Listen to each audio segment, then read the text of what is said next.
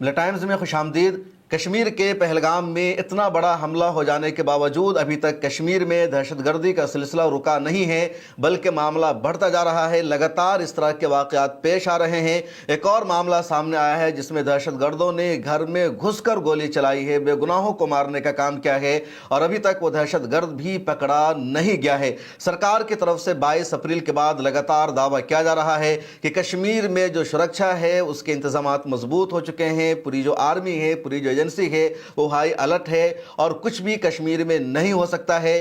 PM Modi की तरफ से दावा किया जा रहा है कि दहशतगर्दों को इस मर्तबा ऐसा सबक सिखाया जाएगा, रूह कांप जाएगी।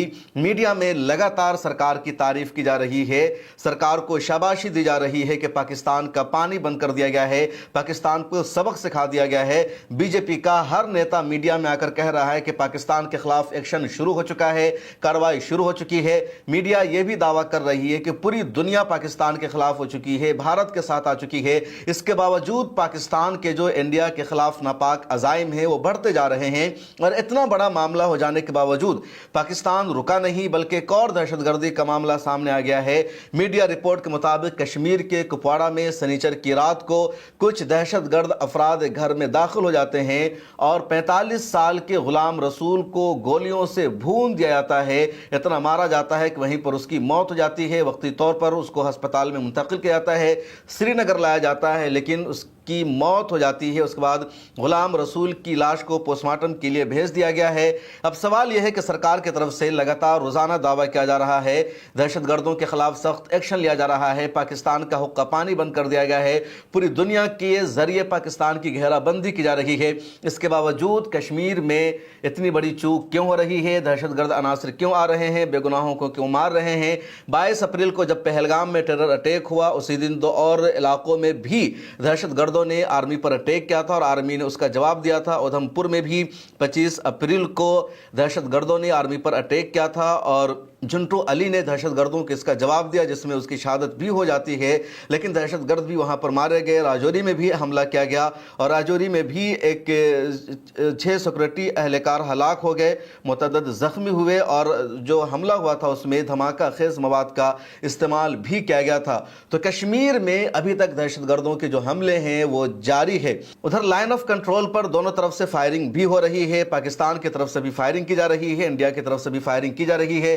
कल रात भी लाइन ऑफ कंट्रोल पर दोनों तरफ से फायरिंग हुई है। पीटीआई की रिपोर्ट के मुताबिक पहले पाकिस्तान की तरफ से बिला इश्तियाल फायरिंग की गई, उसके जवाब में इंडिया की तरफ से भी फायरिंग की गई। एक और खबर पिछले कई दिनों से गर्दिश कर रही है कि बीएसएफ का एक जवान पाकिस्तान के हाथों में है।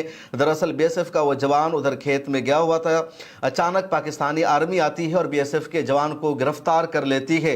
तो इस तरह के जो मामले हैं, जो इंडिया की तरफ से दावा किया जा रहा है पाकिस्तान को सबक सिखाने का, लेकिन पाकिस्तान अपनी हरकतों से, अपने काले करतूत से बाज नहीं आ रहा है, जबकि पूरा देश सरकार के साथ खड़ा हुआ है, पूरी अपोजिशन पार्टी सरकार के साथ खड़ी हुई है, पूरा कश्मीर भी सरकार के साथ खड़ा हुआ। कहा जा रहा है जो कुछ भी पाकिस्तान के खिलाफ एक्शन लिया जाएगा, पूरी कौम सरकार के साथ खड़ी है, लेकिन सरकार की तरफ से क्या कार्रवाई की जा रही है उसकी अभी तक कुछ तफसील सामने मुकम्मल तौर पर नहीं आ सकी है।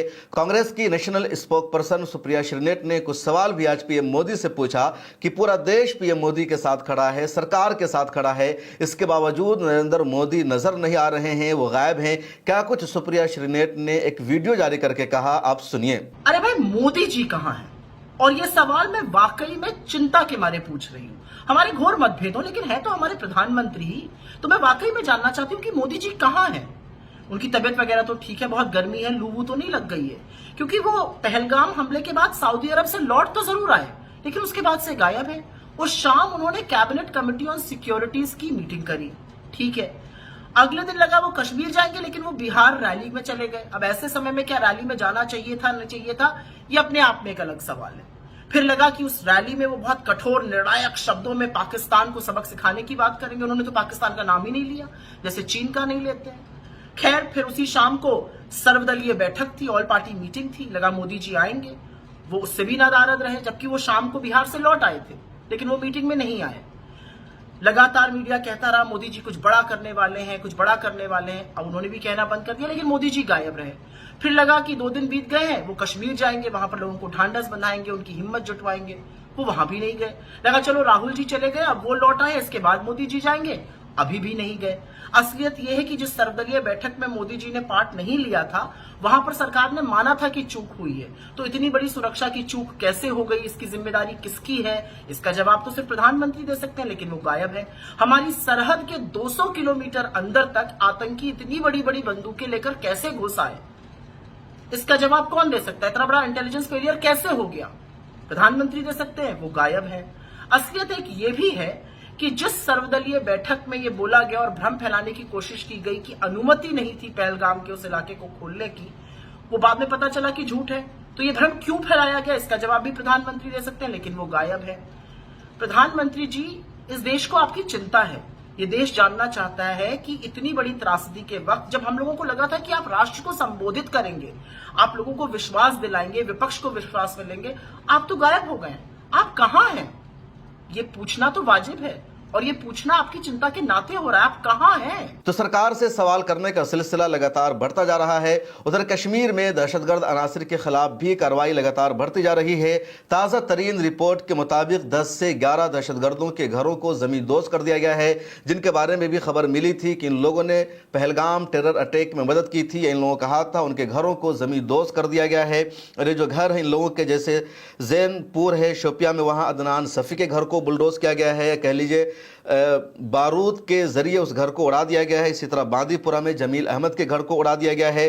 पुलवामा के तुराली में आमिर नज़ीर वानी के घर को उड़ा दिया गया है। इसके अलावा कुछ और लोग हैं जिनके घरों को बारूद से उड़ा दिया गया है। दूसरी तरफ पूछताछ के लिए, तफ्तीश के लिए गिरफ्तारी का सिलसिला भी लगातार जारी है। अब तक कितने लोगों को कश्मीर में गिरफ्तार किया गया, इस हवाले से कोई भी पुख्ता जानकारी सामने नहीं आई है। सोशल मीडिया पर कुछ लोग 1500 को हिरासत में लेने का दावा कर रहे हैं, कुछ लोग 1000 को हिरासत में लेने का दावा कर रहे हैं, लेकिन इनमें से कोई भी ऑथेंटिक और ऑफिशियल रिपोर्ट नहीं है। कुछ रिपोर्ट के मुताबिक 100 अफराद को कश्मीर में हिरासत में लिया गया है पूछताछ के लिए, इंक्वायरी के लिए, ताकि पता चल सके कि पहलगाम टेरर अटैक का जिम्मेदार कौन है, यह हमला कैसे हुआ। सरकार ऑल पार्टीज मीटिंग में अपनी नाकामी को तस्लीम कर चुकी है कि इंटेलिजेंस फेलियर था, सिक्योरिटी में कमी थी, जिसकी वजह से इतना बड़ा हमला हुआ। वहाँ ऐनी शाहिदीन ने भी बताया कि वहाँ पर सिक्योरिटी के बिल्कुल भी इंतजामात नहीं थे।